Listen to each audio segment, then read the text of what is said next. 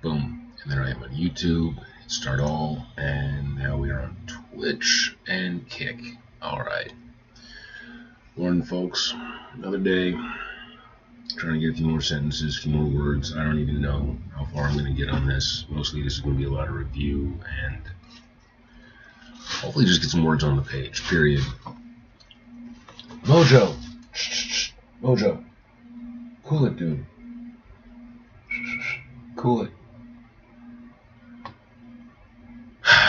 Well, Mojo's up. Happy Valentine's Day. I hope you all got someone that you love nearby, and if not, well, who needs that mess? You're fine.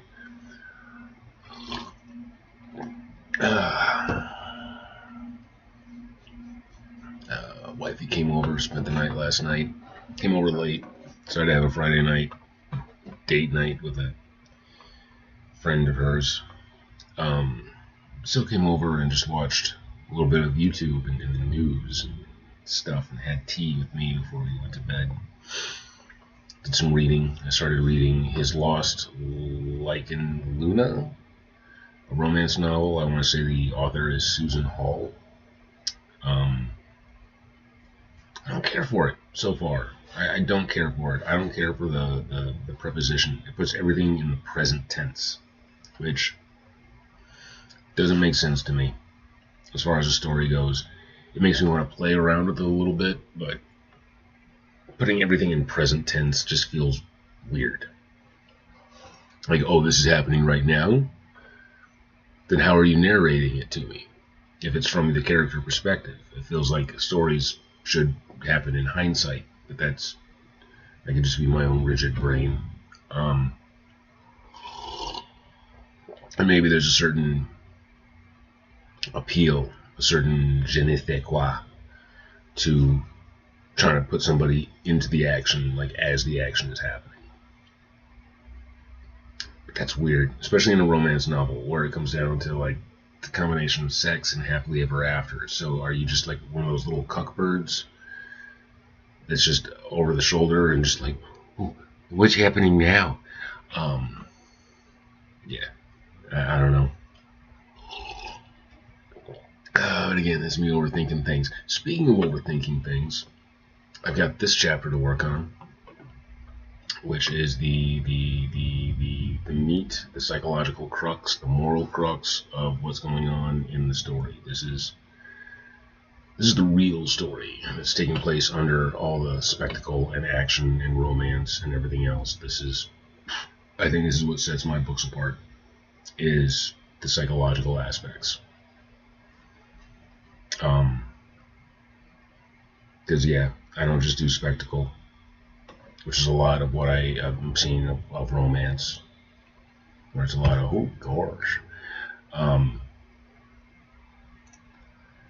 think I tend to dive more into philosophy, humanities. I mean, I come from a love of classical literature, and I'm the type of person, like, I really need to write this on my Substack, but I don't read a lot of fiction.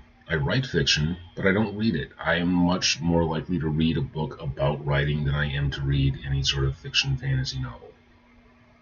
And if I am going to read something fictional, it's probably one of the classics already. Like, it's earned its place. And I don't read to escape. I read to learn. I read to grow.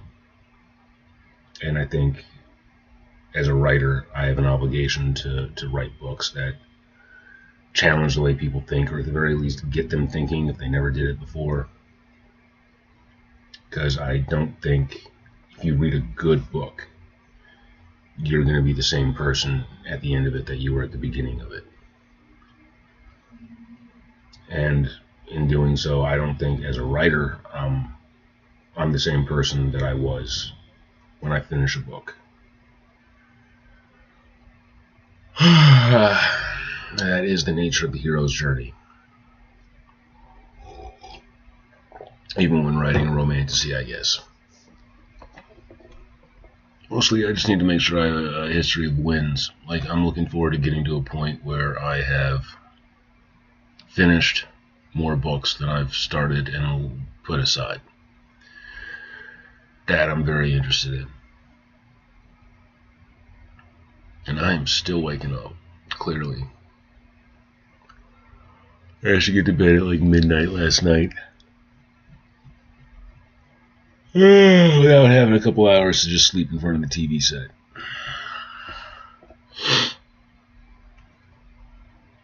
So,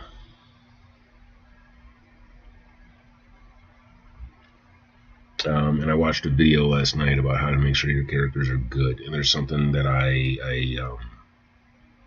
took away from it. The last point, the 9 things to do to make interesting characters. The last one is inner conflict, like who they are on the outside, the show that they put on for people, and who they are on the inside have to be 2 different people.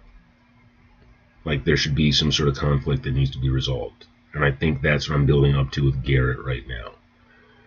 Where on the inside, he is strong. He is confident. He is capable.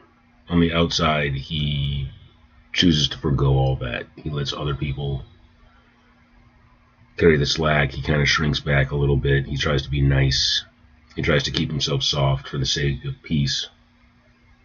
And Arista, I believe, in the story is seeing that, and it's driving her a little bit nuts. She needs him to step up. And that's the heart of what's going into this chapter right now. Because I did my 2.5 hours yesterday going back and forth with ChatGPT and doing outlines and making various passes at the outlines and trying different things and trying to get the logical order of things.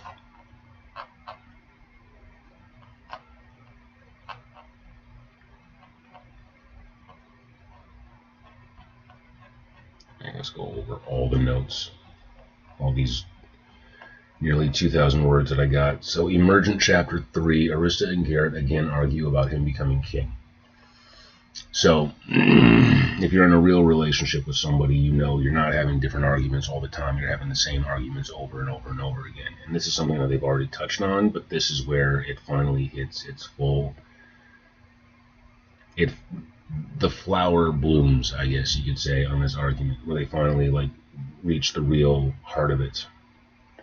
And I'm kind of tempted to go through and look at their other arguments and see how those have been leading up to this particular moment. So, Emergent Chapter 3, Arista and Garrett again argue about him becoming the king. She points out that he may have to fight Garth for the throne. Garrett says he could never harm his brother. As the debate rises, he tries to woo her into the bed, and she refuses, saying she will not lie with him until he is king, or something along those lines. Opening gambit, emotional setup.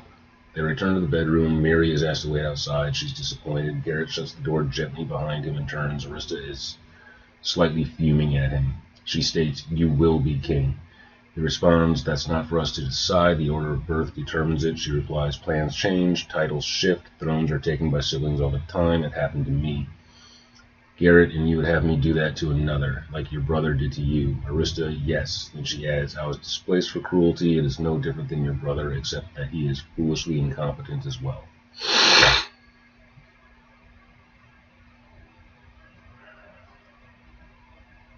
Garrett's premise: the highest virtue of a ruler is service and sacrifice. Therefore, one should not seek power.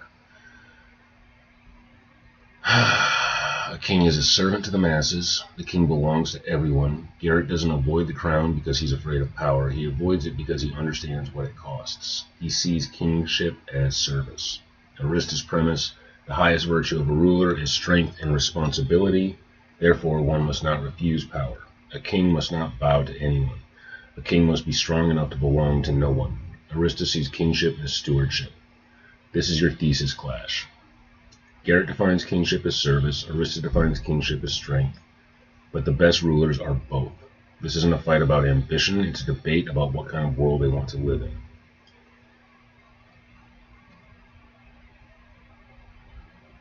So I'm going to grab more coffee and I'm going to keep going through this. So I've got it impressed on my brain.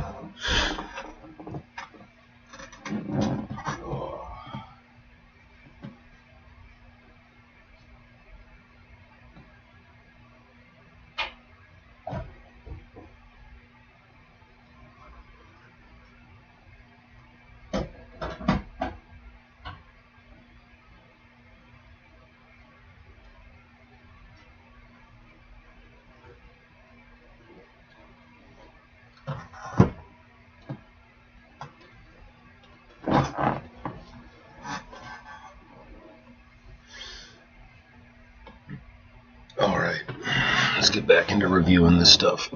Well, my brain is still soft and half asleep and squishy. So define kingship. Garrett, a king is a servant. Arista, a king is a shield. Garrett, a shield bends. Arista, a shield stands. Yeah.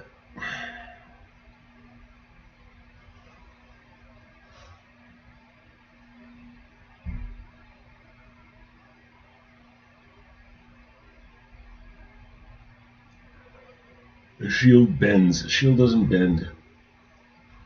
Shield breaks.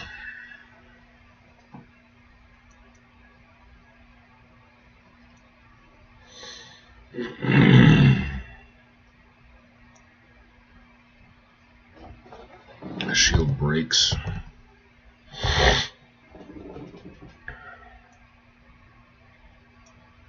The shield must be wielded properly. Not that I don't even know if Arista knows what a shield is. She knows what a shell is. Socratic inquiry, Plato mode activated. Instead of arguing emotionally, have them question each other, Arista interrogates, what is a king?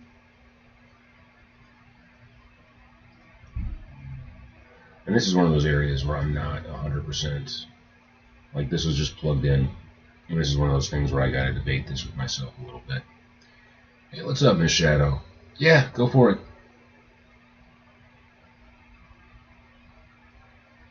What you got?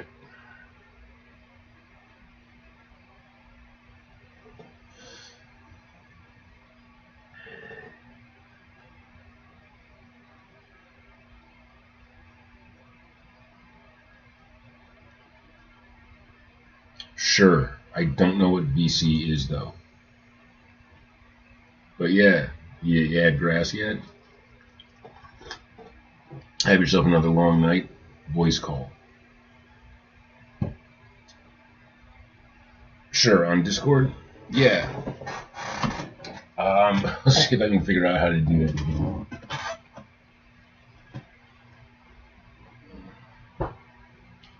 Oh, here we go.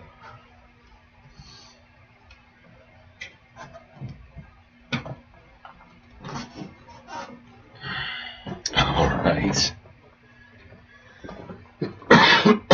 Pardon me.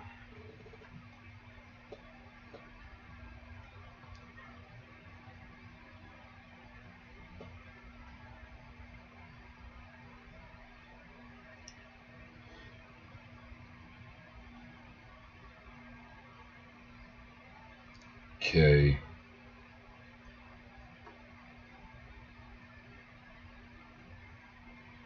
Oh, and this is the button. Alright, I'm gonna call you. Hello.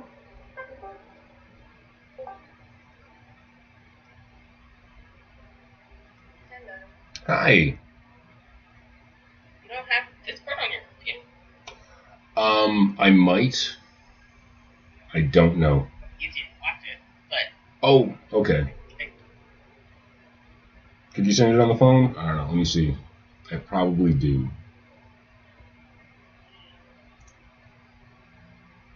I have to share screen because it's too big for Discord to send. Ah. Okay.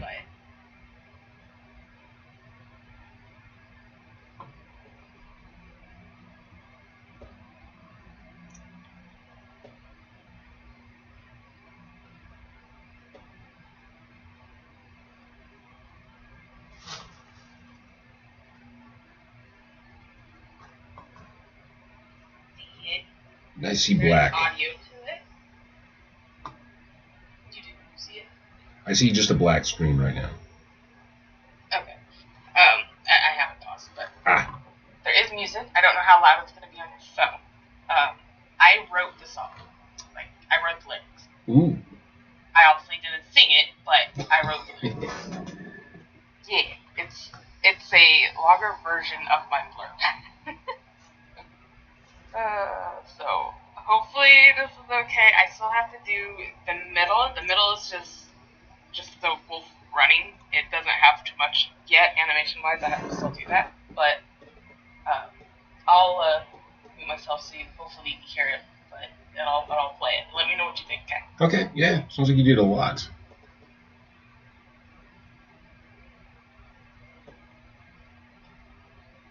Ooh. I like that contrast.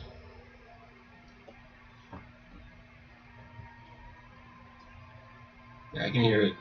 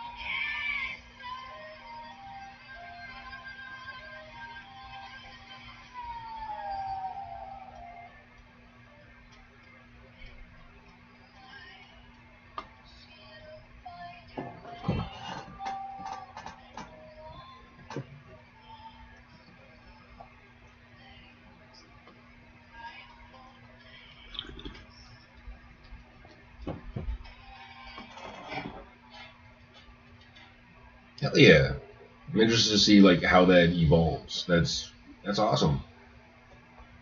Yeah, I gotta do more like animation, and it's like, just doing those took forever. So Yeah. probably get like 5,000 or not 5,000, like 500 different freaking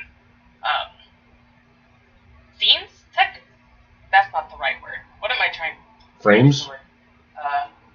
Frames. Yes. Yeah. Yeah. It's Because I did it all by hand.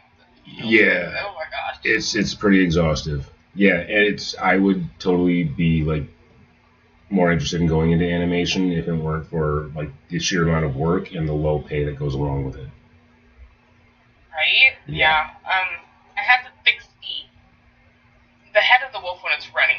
It moves too much, so I had to fix two of the, which thankfully that's not going to be that difficult. Thank the Lord. But yeah, you're using like a rig type system. So I used Krita to get the frames, and then I put the frames itself into a video editor, and then I have to like measure them correctly so it flows. That's hard because it doesn't zoom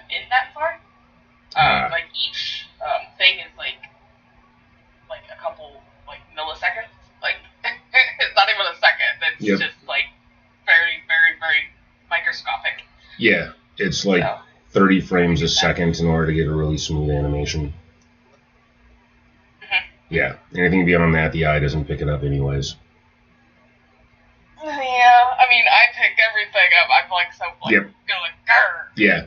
It just barely. It's not even like a big thing. It's like I guess I could see. So okay, so like here's one frame, right? Mm-hmm. And then if I go to the next one, it goes in, which is fine. But then the head moves down a little bit. But when it moves down, I forgot to like do this part up here.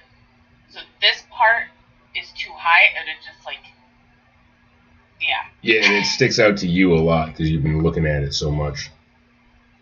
Yeah, so with how I did this, every single like body part is its own thing. So the tail's one separate thing, the body, the legs, the head, the neck, it's all separate because it's a lot easier to do that than redrawing this sometimes because I would not be able to do that. Yeah, absolutely. I mean, I would, but it's just annoying.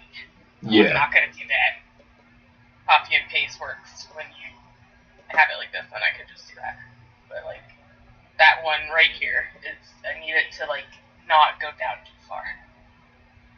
But since I have two that are like this, I'm gonna probably do this one halfway, and then it would like look a little better than just going straight into like this weird head knob thing that it's doing. Yeah, it just transitioned a little bit more smooth. Yeah.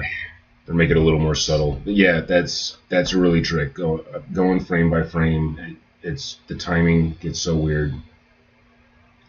Yeah. Yep. Yeah, and the feet was hard. Like where did I put this one? I did originally have it so it walked across, but then after doing all the slides, I was like, fuck, I forgot the back feet. So I just stopped it here instead. Yeah. I'm not doing that. I don't want to redo it. But, yeah. And I have another part that's going to be almost like this. It's just the head, but in the book, her eyes, like she goes through like this transformation, her eyes change color. So I'm going to make that in part of it, but that's going to probably be closer to the end somewhere. So... somewhere over here. Maybe when she like claims or whatever. But yeah, I thought it was cool. Yeah. I'm not sure about this. This one kind of was like, this one took a while too, but this is actually a what my cover is. This right here is my cover of my first book. Okay. So I wanted to put that in. Yeah. But then the running, actually it'll probably be easier to show you. That's kind of a cool picture. I like that. That's cool. That looks tight. Do we have this real fast? And I'll show you what. Obviously, the people that are reading the book aren't going to notice it until after I publish the second book. But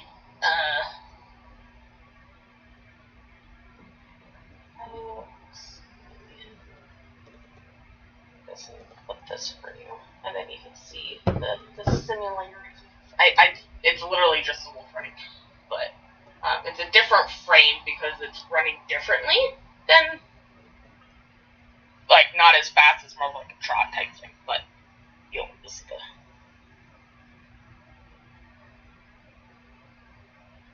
That's...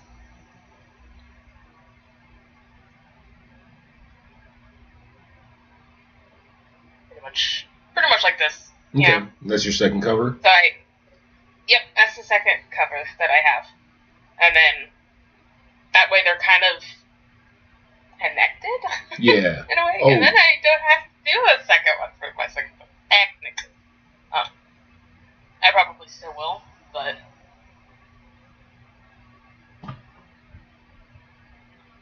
yeah. I don't know.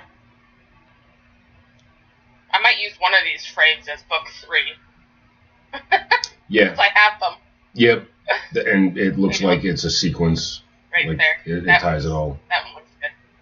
Nice. Yeah, I'm doing something progressive like that for my own covers. I'm redoing my first one, so it's Arista as a mermaid, and then I'm doing her human form on the second book, and then she's got a third form that's like the big twist of the first book, and I'll be using that for the cover of the third one, I think. I finally have a plot forming for how the third book is going to go. Like, it's starting to piece together in my head. It just feels like it's too much right now, which might make it perfect. So I know what I want, like, in my books. At first I was like, I was gonna just do like a trilogy, just do 3, but now with how much happens, because my books are like frames at a time, and that they keep happening, and then it just keeps getting longer and longer because I keep having more frames. That's awesome. Okay. That's I do plot lines too. Yeah. Awesome. I technically made my first book, which I kind of kicked my butt that I did, but it's a good view. My book is like large. It is not formatted. Yeah, you mentioned that like it was big. You didn't want to make the second one as large. Yeah, so the second one's going to be at least 100 pages less. But like, I think it's just mainly because like the formatting that I have, because it's not large print force things. Like the font is the same as what a normal is, but the spacing between paragraphs is just slightly more, so it's a lot easier to read, especially when you're getting old, like me and everybody reading it. So, but if I would have went with the traditional formatting and the traditional size book, which was like 5.5 by 8.5 or whatever, my book would have been over 600 pages long. Oh wow! Like, yeah. No. Not doing that. That is rough for like the start of a series. I feel like that would be a slightly more difficult sell. Like with mine, I intentionally went with novella length. I wanted to make it short, mostly just so I could get in the feel of actually finishing a book. Yeah, I have how many pages? First one. The first one is 456 pages with my formatting.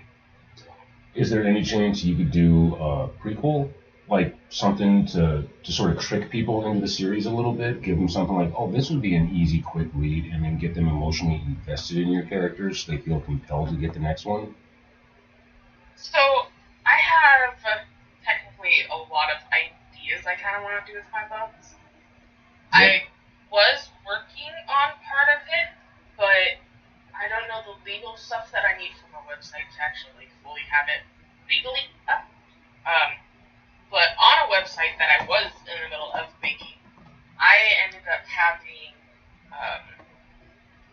like a section called Summit's Nook or whatever, and that's like the name of the bookstore inside of my book. Like it's the main character, she owns it type thing. Nice. And I was going to add the books that she reads, right, into that, so that you can read the same books she's quote unquote reading. Nice. But gosh damn, I have like 30 fucking books already on the plan, not including those. So you do, yeah. So you're doing the nod to the bard. Like that is so common for like epics and stories. Like, you know, the trope in like old myths, like the Odyssey, where you have Odysseus on his epic adventure, and he's doing all these amazing things, and he's journeying to hell and fighting sea beasts and all this stuff. And then, like, he goes to a party, and the bard comes in, and the bard is like, "Oh, Odysseus, you're this amazing hero." And Odysseus turns to him and says, "No, bard, the one who's truly amazing is you." And it's such a common trope in old myths and epics and legends and stories where, like, the hero is completely astounded by the storyteller himself. And it feels like that's a self-promotion inside these legends in order to get the bard more work down the line. So it's the nod to the bard. This on your phone. It's small or whatnot. Yeah. Can you see this? Yeah. So I have all of these books This is the one I have now, but it has two different books obviously already in here, right? And if I click on like these, like, with how much fucking shit I have in You know, here, what it's giving me is a TV and a lounge chair and a drink, and there's a button that says watch stream, and I hit the button and it reacts, but then it does nothing. That's what I'm getting right when you don't see. now. No, I don't see a library. Anything like that. Click it again. See if it changes the window. Nope. No, I just have a fun little reactive button. It just boots for me. Probably because you're on your phone, it's probably like, I'm not gonna do that. Yeah. Sorry, I'm kind of a dinosaur when it comes to technology. I only learned Discord because people on Twitch kept telling me I need to be on Discord too. Most people use Discord for communities. However, most people are making Discord. Really? So, Really? Is it zany? yeah. Discords have like a new freaking age verification type shit going on. Trying to make people send in your ID and shit, but they keep the IDs for a while. But guess what? If somebody hacks you, if somebody hacks them, Yeah. now they hack your identity, they have your legal security. I'm sorry, I want my personal meeting last episode on my side. Yeah. But yeah, I have a lot.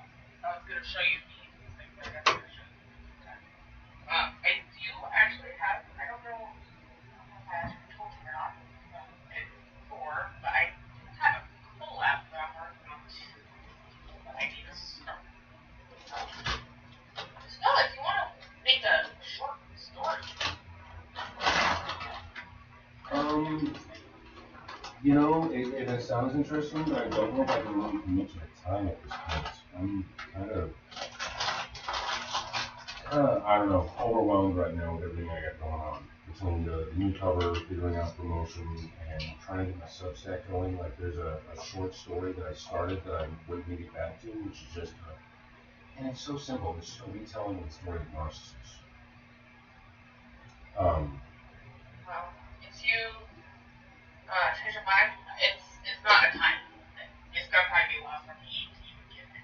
Okay. And whoever makes their web first gets the publish as the first one. They're standalone stories, so it doesn't have to go in one edition. Yeah, no, that does sound interesting. But yeah, let's definitely put a pin in that. Is that a future date thing? Sounds good. Alright.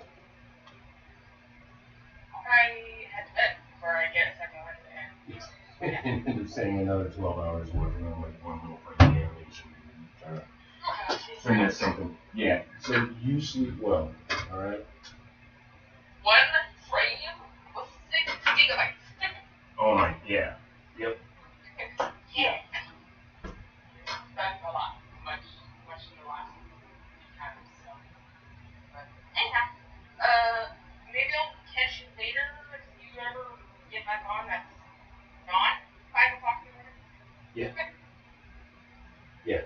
Well, I do a couple of streams. I've been doing the evening streams where I'm playing around with Krita, doing cover art every week, and then in the middle of the day I usually pop on PlayStation and just do like an hour a day.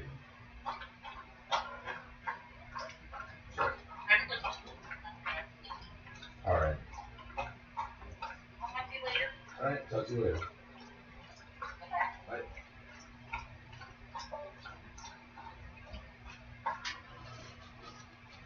Alright, Mo, let me get you to bed too.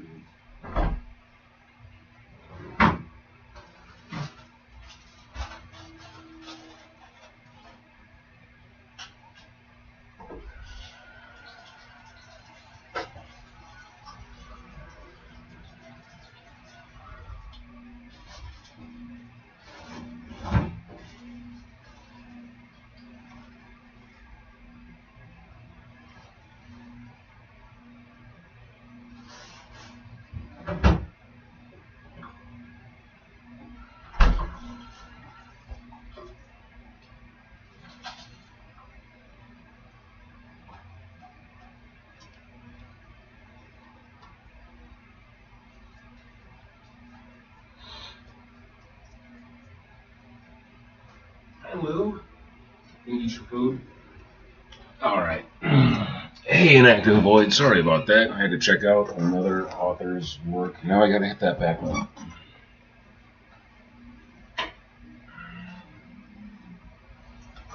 Oh, good to see you again, Inactive Void.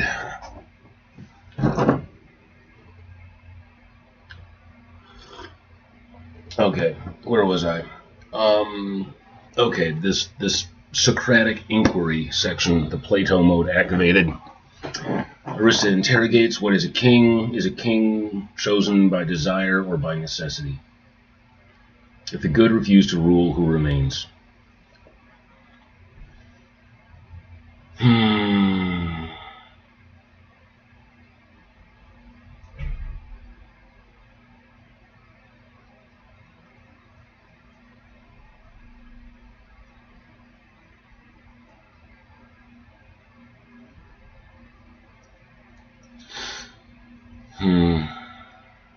What is a king? Is a king chosen by desire or by necessity?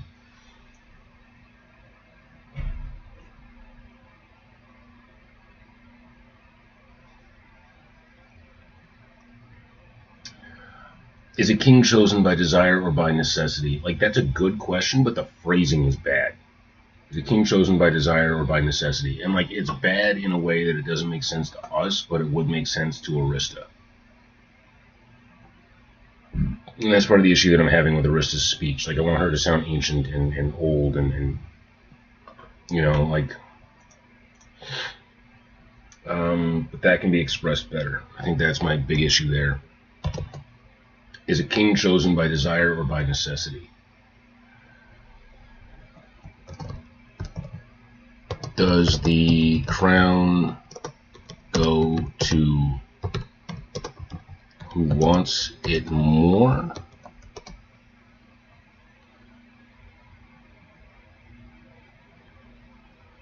Or to the one? Does the crown go to who wants it more, or to the one?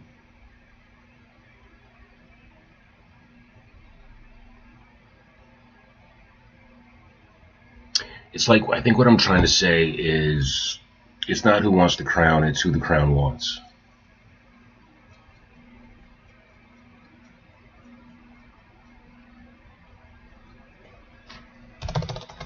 I think that's it.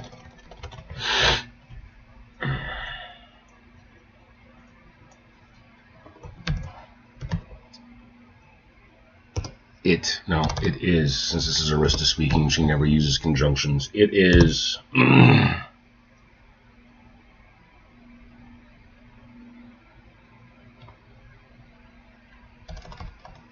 No. I just had it.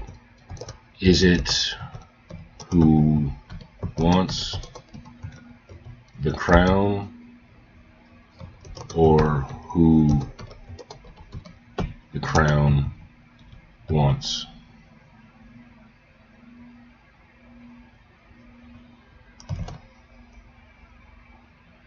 Is it who wants the crown, or who the crown wants?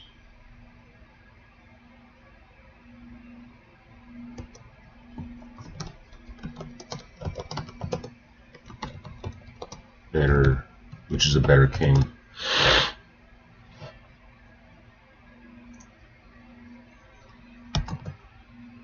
If the good refuse to rule, who remains? Order of birth does not define, no, does not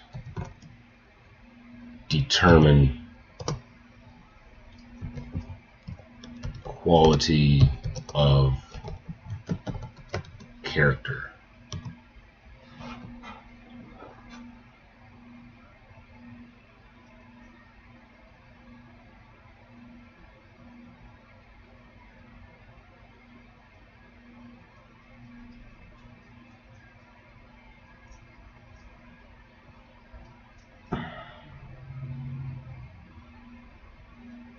This is a tough one. I really want the full philosophical debate of this chapter completely fleshed out before I start actually working on the draft. Which it's basically like I'm trying to write the chapter before I write the chapter, so I can come back later and edit the chapter 3 or 4 times.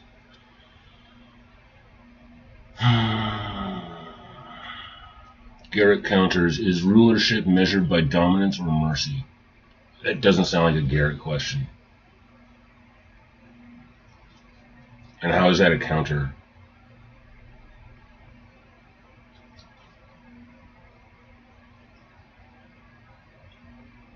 So Garrett's whole conflict in this is he feels that a king belongs to everybody. A king is a servant.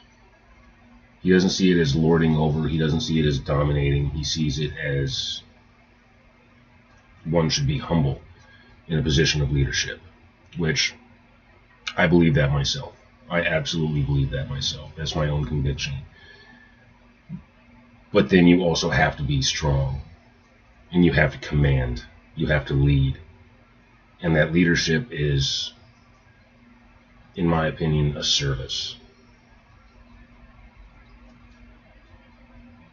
And honestly, trying to carry that contradiction within myself has gotten me into a lot of trouble. Because you try to lead humbly and people mistake kindness for weakness, and then you end up challenged. And you can dominate, you can terrify, you can intimidate, you can tear people down in order to make them compliant, but I personally hate all of that. I don't feel like that's good leadership. I feel like that's manipulation, and I hate coercion. So yeah, it comes down to coercion. Fundamentally, without actually saying it, like that's what I'm dancing around. I do not like coercive tactics. And coercive tactics are the use of force, the threat of force, or deception. And if we could strike all of that from the human condition where none of those things are necessary, I think we'd all be much happier. But yeah.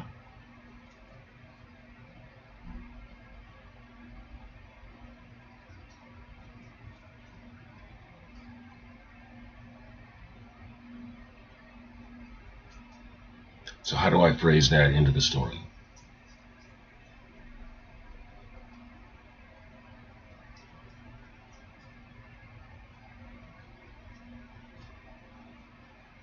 But yeah, it's coercive tactics. That's what Garrett is afraid of. He's afraid of applying coercive tactics.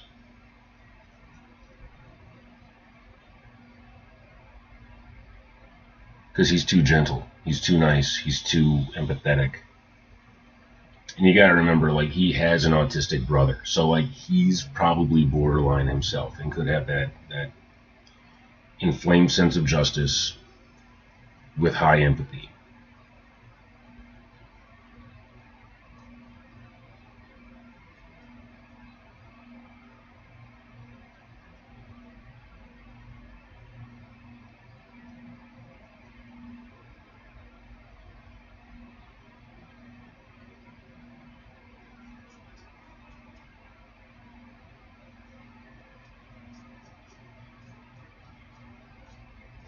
Yeah, his arguments that I have listed here, none of those are good. I think Arista's actually come off better.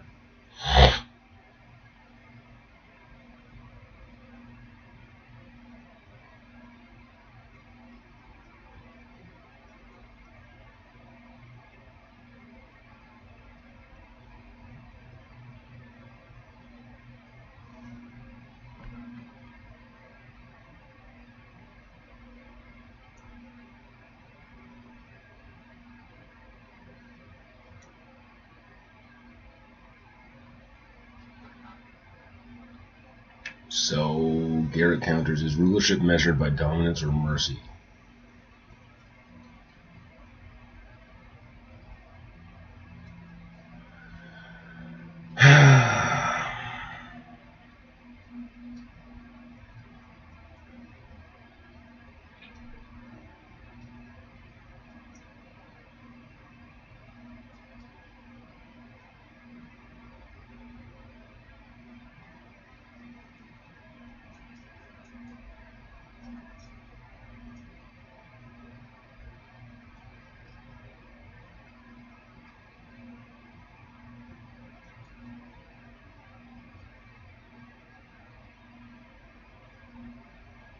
I feel like this is where it is falling apart a little bit right away as they get into the Socratic inquiry. This is...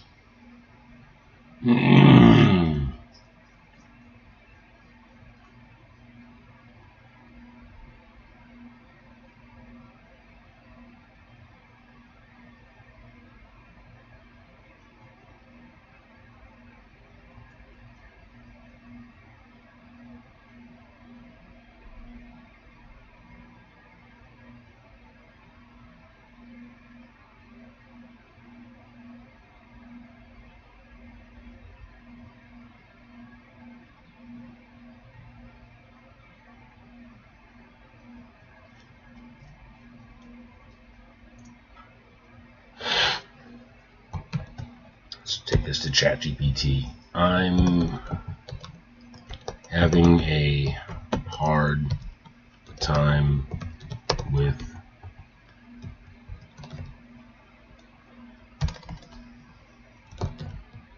Garrett's arguments,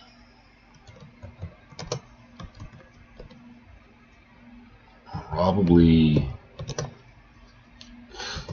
because they reflect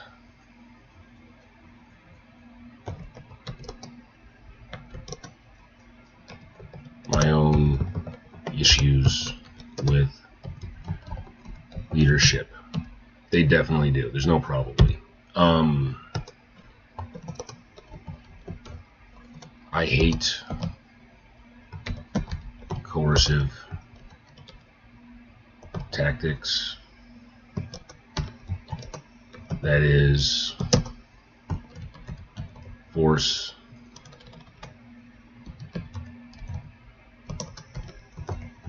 threat of force, and deception.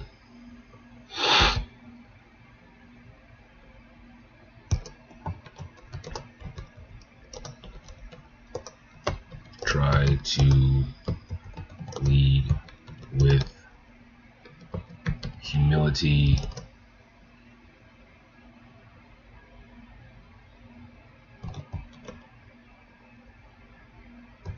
patience, and mercy.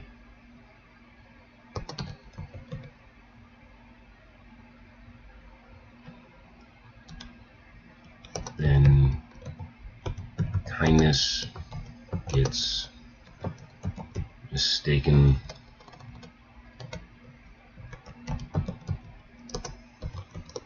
for weakness.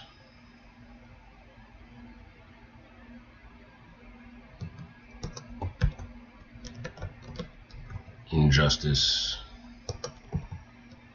can lead to rage, and one who sought to be kind becomes cruel.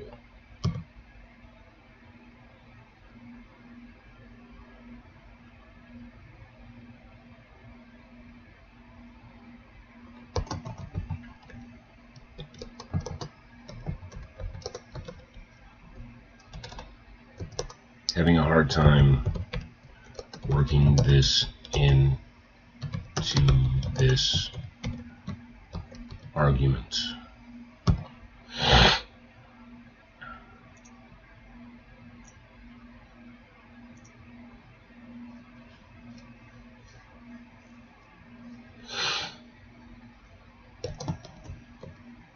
How can I alter the following from the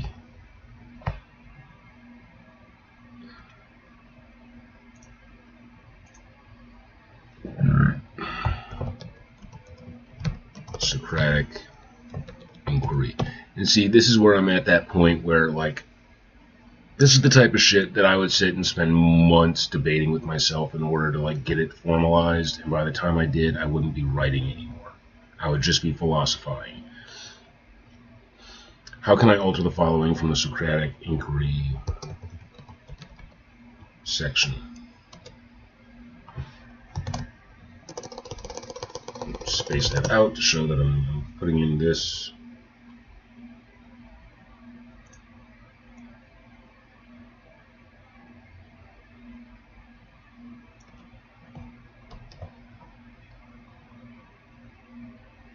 Boom. Boom. Yeah. And then Control V.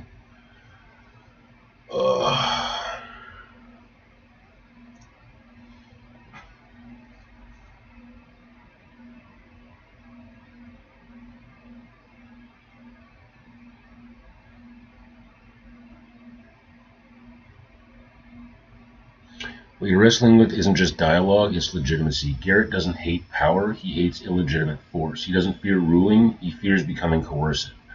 That's a much stronger philosophical position than I don't want responsibility. Right now, your Socratic section is good, but it's still abstract. Let's sharpen it so Garrett's arguments feel morally formidable, not passive. Because here's the key, Garrett's position is not avoid power, it's power that must be seized is already compromised. Now we have something interesting. Let's restructure the Socratic duel so it escalates along moral fault lines rather than generic definitions. Revise Socratic inquiries, sharper and thematically aligned. We'll organize it in 3 tightening rings. Legitimacy, force, corruption. Each round should escalate tension. Arista, what is a king? A man entrusted. Okay, entrusted by whom? Birth, fate, the people, by consent. That's strong. Arista, if the people never get to choose, then the system is flawed. That does not justify blood.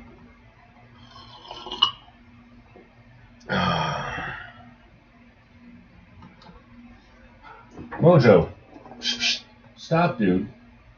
You just had your salad. I don't want to give you a treat yet. If a corrupt heir sits the throne, would you let him rule because it is polite?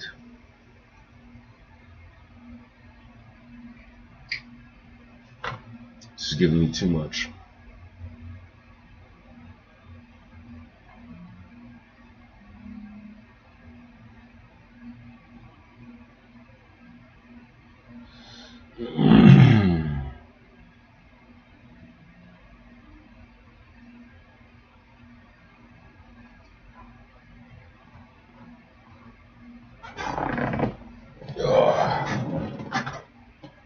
Mojo, stop. Stop. Just disruptive for the sake of being disruptive. Do I need to pick you up? Come here. Oh, come here, Butterball. Yes. Oh, hello. Oh, hello. Oh, hello, Mojo. Hi. Hello. Hello, my little black boy. Okay. Here we go. Yeah, that's what you get. You get picked up and cuddled. He does not like to be picked up. That's the best consequence I can give him. Pick him up, pet him, tell him he's pretty. He hates it.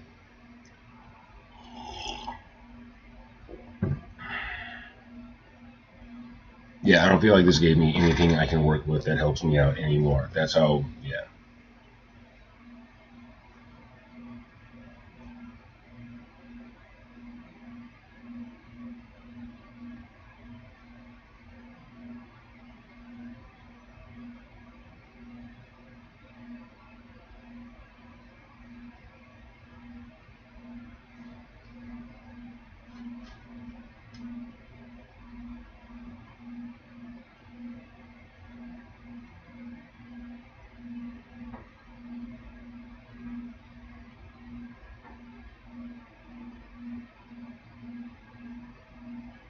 You're not struggling because the scene is weak. You're struggling because this argument reflects your own ethical tension. That's a good sign if you'd like. Yeah, that's where Dostoevsky comes in.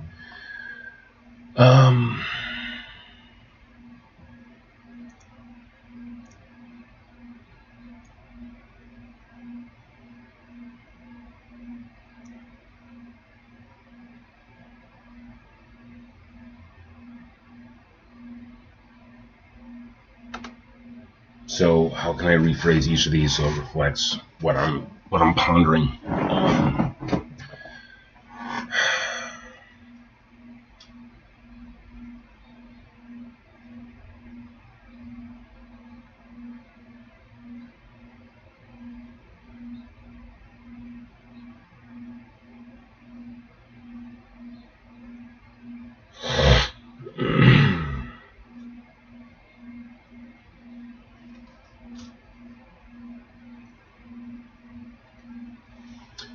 part of me says just to get into it. Start writing and see what happens.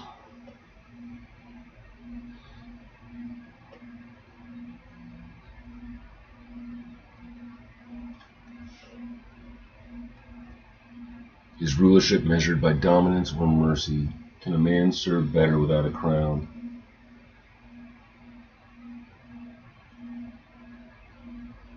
So first off, what is a king?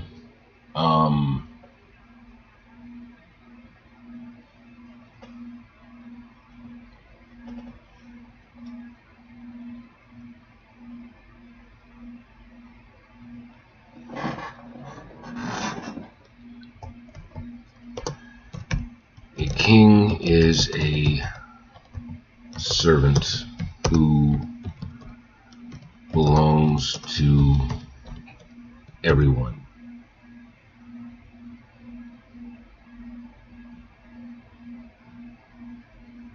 That's not a question, that's a statement.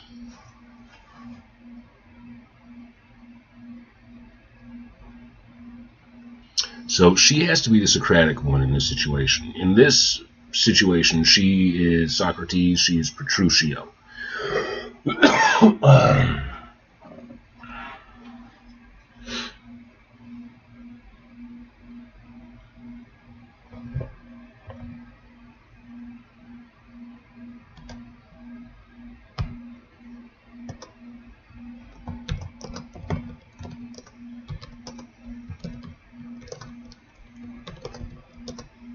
I desire to belong only to you.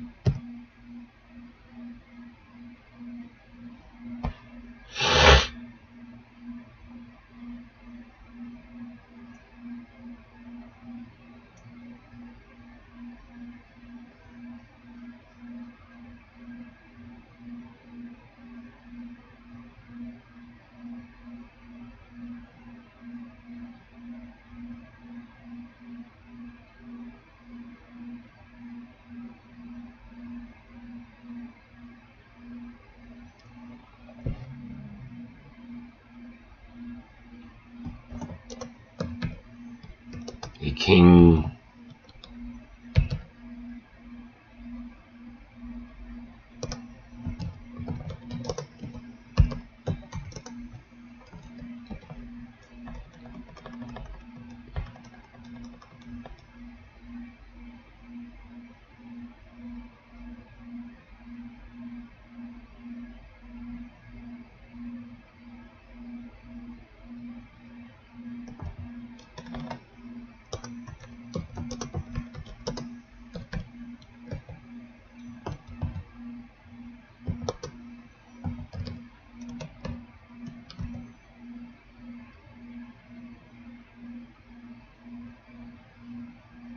cannot rule with kindness alone.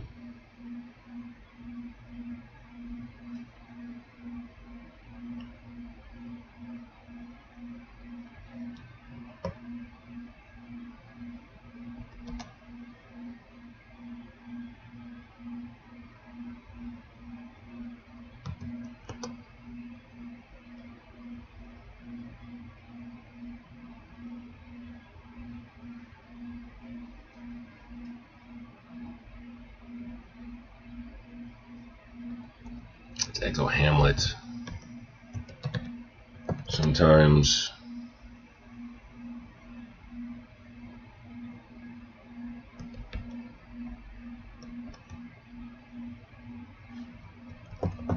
kindness must appear as cruelty.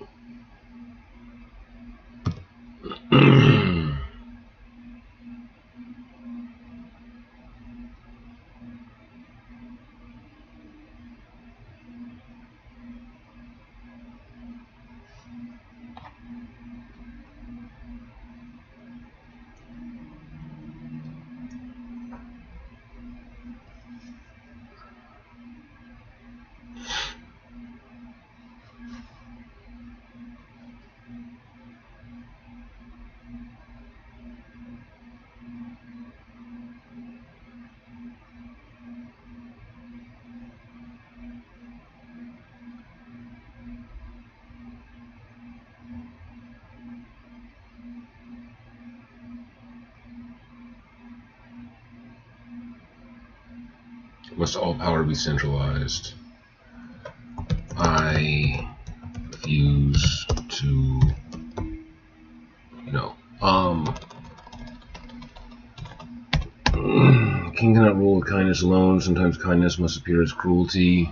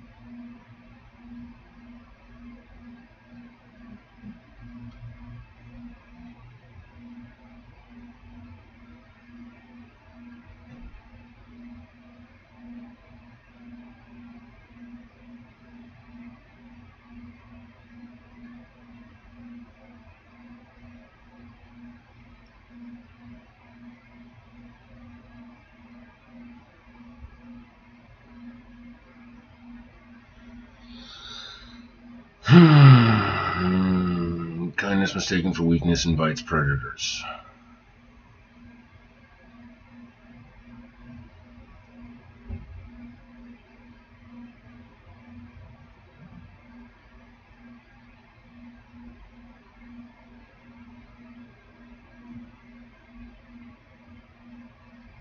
Yeah.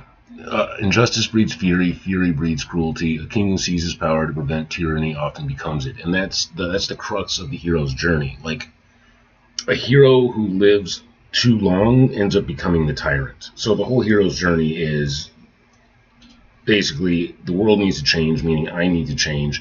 I change, my normalcy becomes the new normal and becomes the established route because the old king, the old ways are cast aside. And then I naturally become the tyrant because I become too overbearing and too dominant, and then a new hero must rise. And so that's the cycle, and Garrett is afraid of finishing that cycle. That is a common theme for me to write. Holy shit. Wow. This is what I'm saying. Like, who you are at the end of a book shouldn't be who you are at the beginning of a book. And this is my own, like, reflections on myself and my own, like, how I limit myself.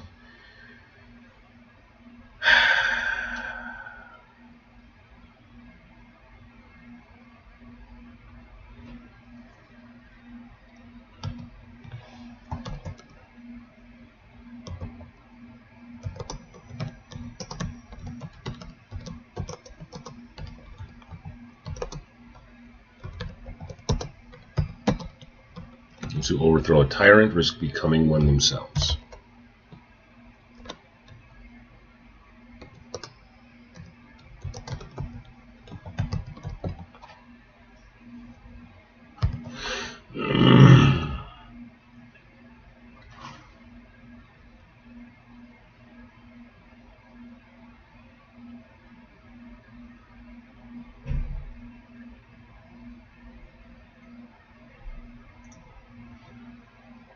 Okay. And this is where I am kind of circling myself a little bit. And this section has been like redone later entirely. But I'm still just trying to make sure that the logic is sound, that I know where I'm coming from on this, that I understand the full argument. Because it's not just Garrett. You're like, I don't want to be king. It's too much work. Like there's something underneath it. That the surface level should come off is like, I don't want to be king. It's just too much work. But then underneath it, there should be compromising his character, his ethics, who he wants to be. But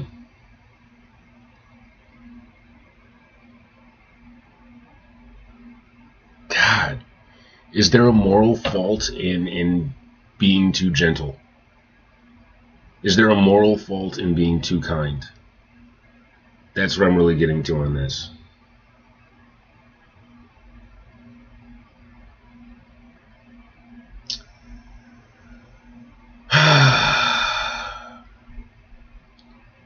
I feel like I'm making a stuffed potato, and I've taken all the potato out and just filled it with bacon and cheese. Like that's what I'm doing right now. Like there's so much. I'm having a philosophical debate that has to do with quality of character and politics, and there's a sexual undercurrent to the whole thing. So this is dense. Higher than normal. And they said it was going to be colder than normal today. Alright, let's be delightfully distracted for a moment.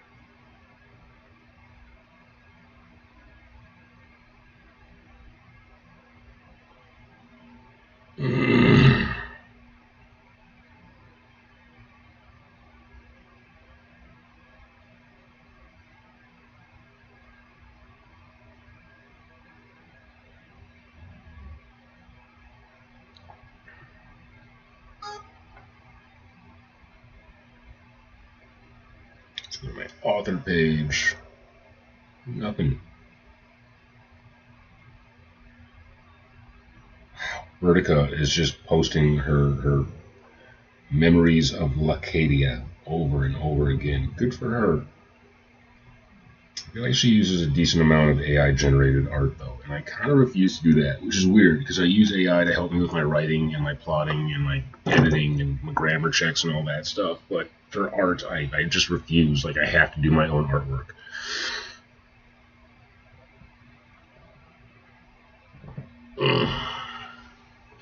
I mean, I will use AI to generate reference images for myself, and then I'll use that to create my actual artwork and images.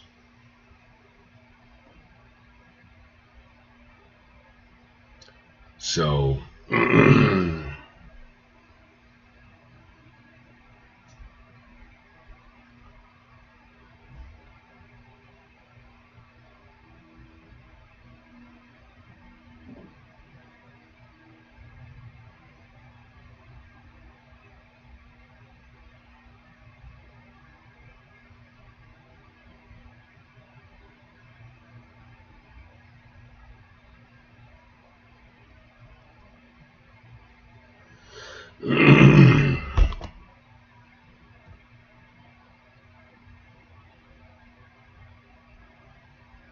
Garrett, choosing peace is strength, refusing responsibility is indulgence.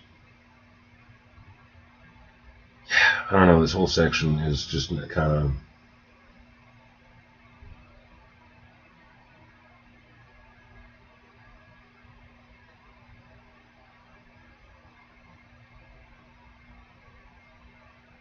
This whole chapter is just a reflection of my own internal struggle. This is the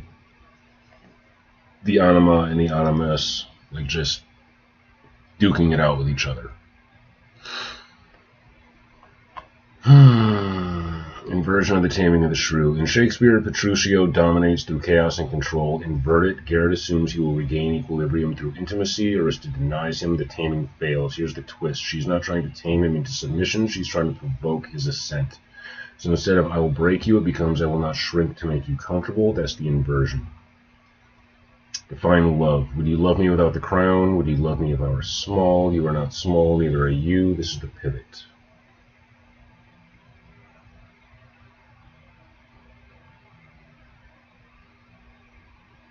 Okay.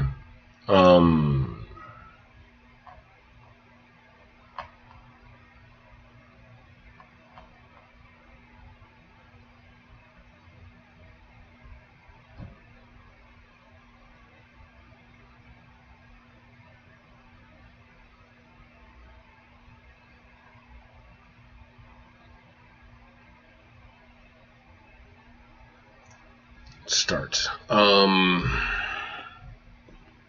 So numerically, 1.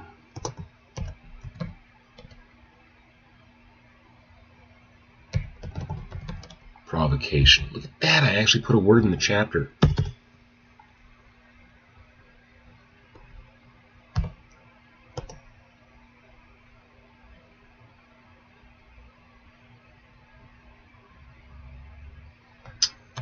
Okay, I can't do that, I guess, otherwise it gets all confused. So let's just go provocation.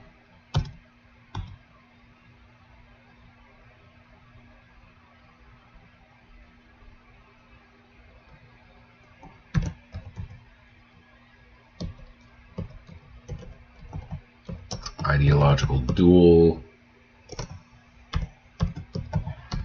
Plato.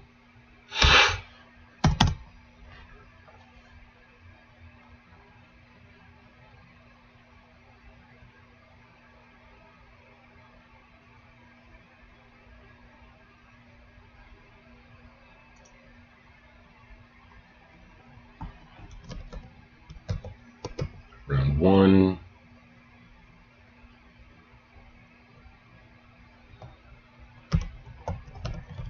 What is a king? So they define terms.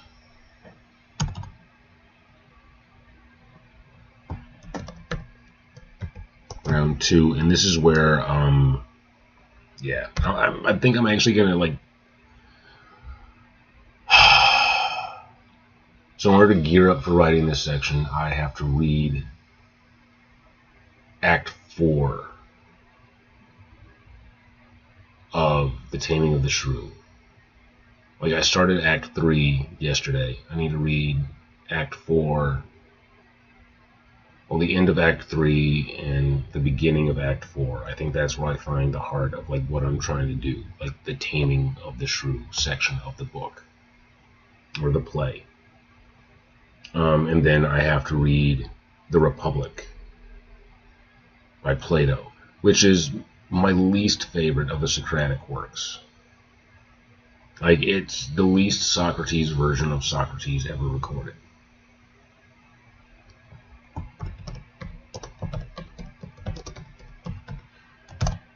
Who should rule? So what is a king? What are the qualities of a king?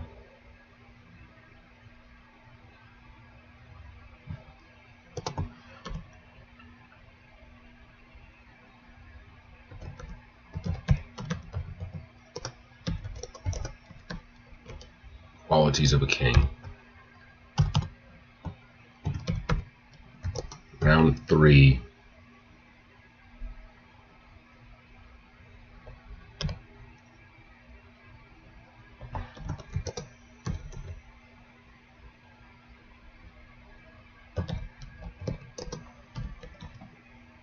Personal turn.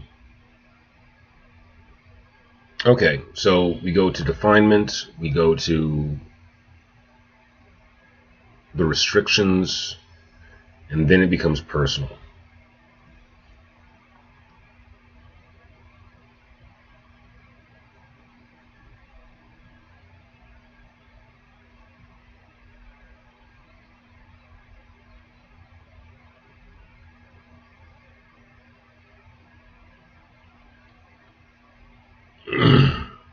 And this is where, like, it's what's going on in this scene. Garrett's own personal debates with coercive tactics, force, threat of force, and deception. Arista's refusing to shrink herself, feeling entitled. It's not even her kingdom, and she still feels entitled to rule, which is just core element of who Arista is.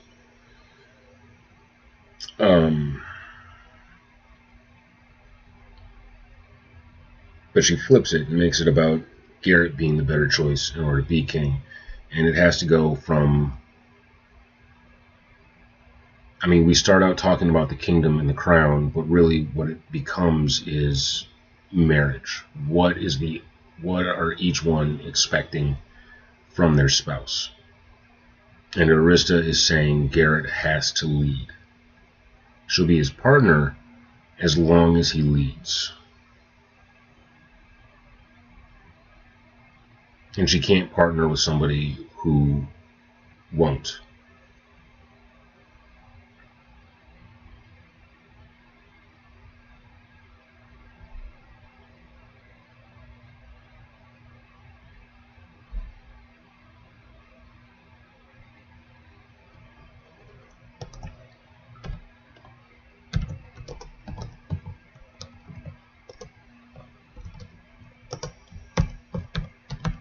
Changes from politics to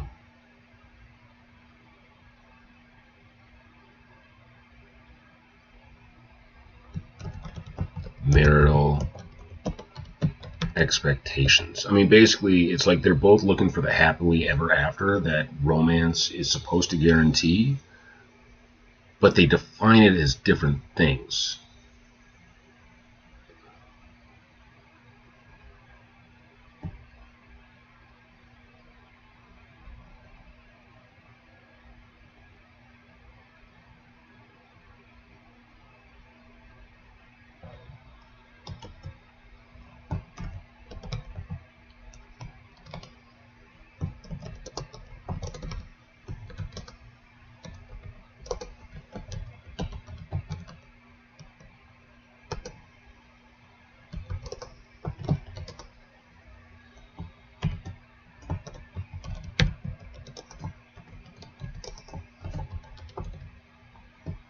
I do this a lot.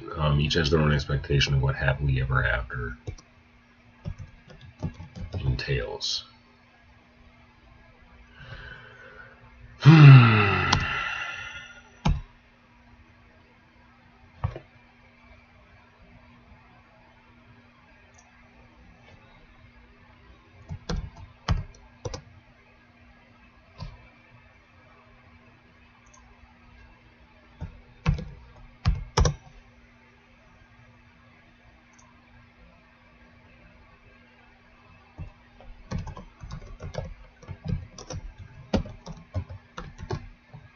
Personal exposure.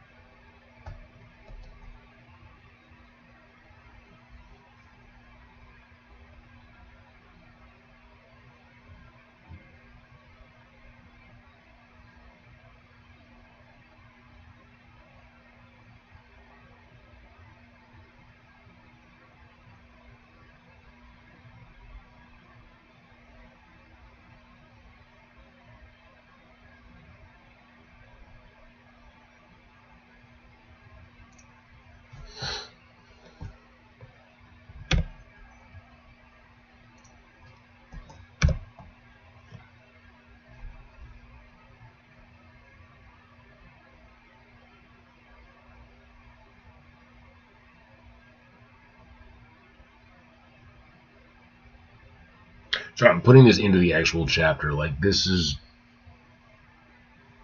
this outline just so I have it to follow, like section by section, and then I'm thinking I'm just gonna like space it down and write it out, and then delete all of this stuff later.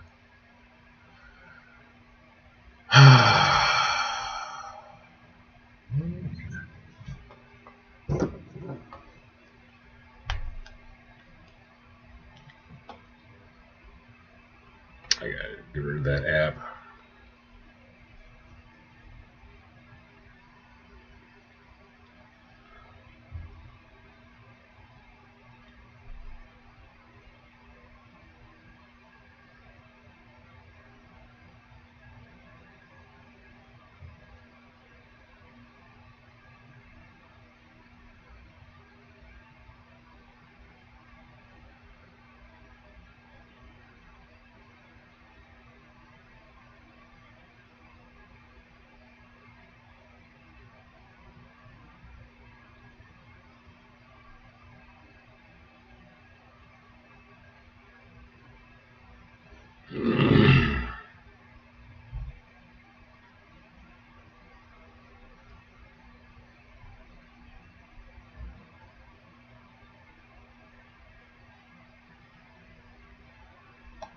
Oh yeah.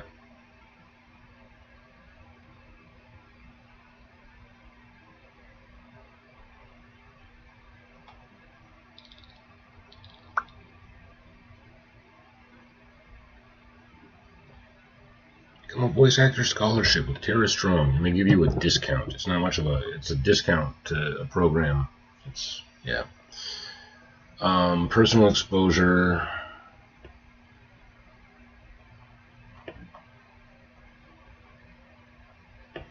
Vulnerability layer. Okay.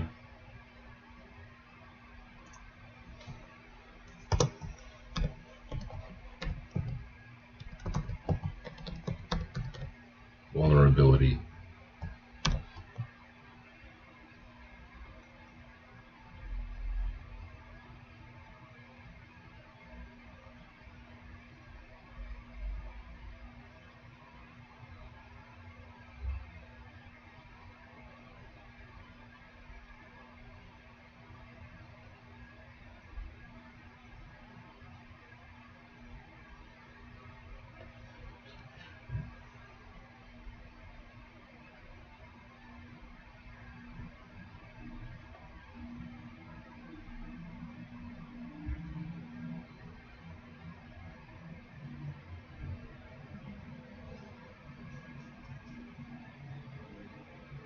So it is this. It's section 2 where I'm going to run into the biggest ideological like kerfuffle, and this is where it's a lot of back and forth.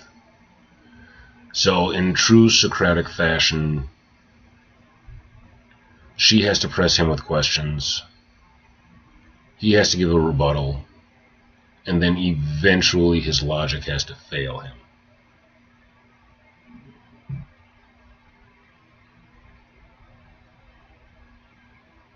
So which is it? Is it him standing on a moral high ground and he's using that as an excuse to hide his laziness and weakness? Or is it laziness and weakness hiding his moral high ground?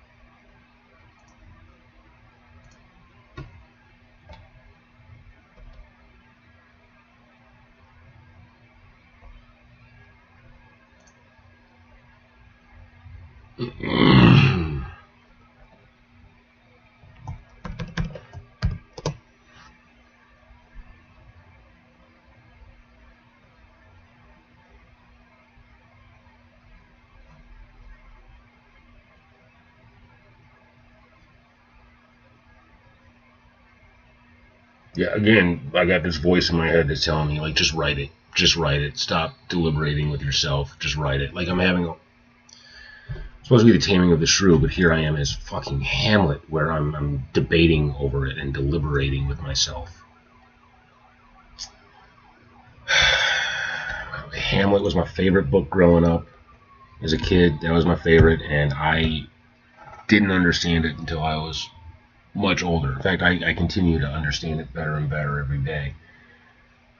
It's with age. Seduction attempt, shrew inversion.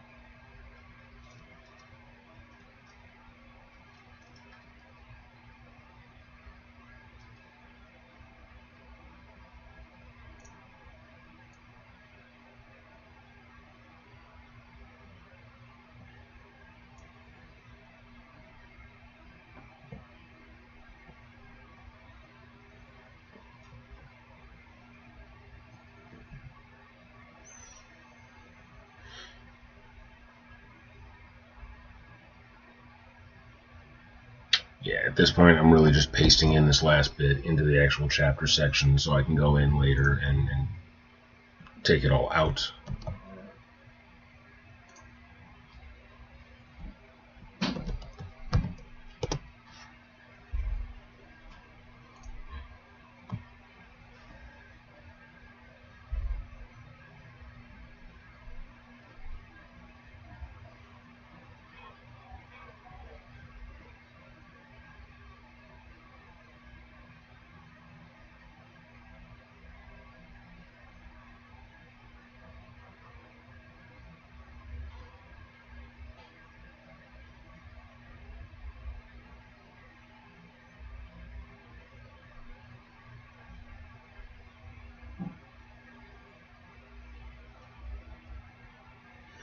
Denial and power reversal. It's not really a power reversal. I just see it as denial and impasse.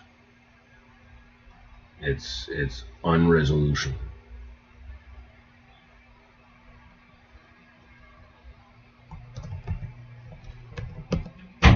Denial and lack of resolve.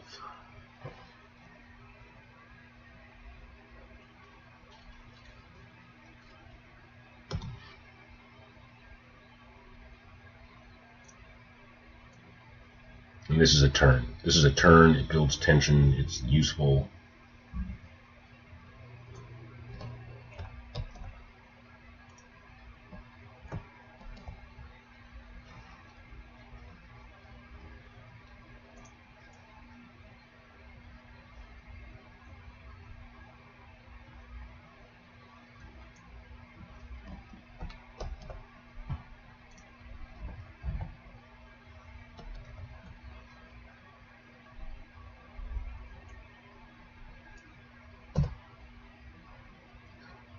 Any of these numbers here.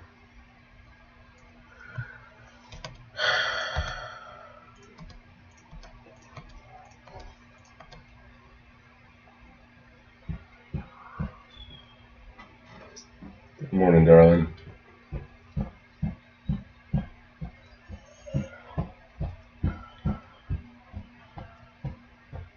Okay.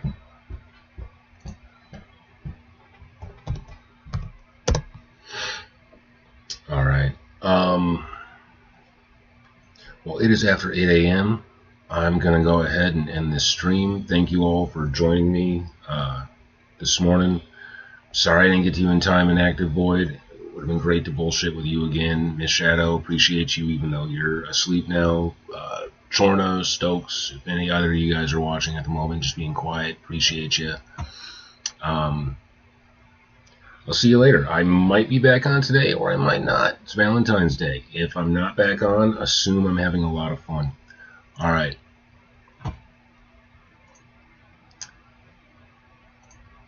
Peace out and goodbye.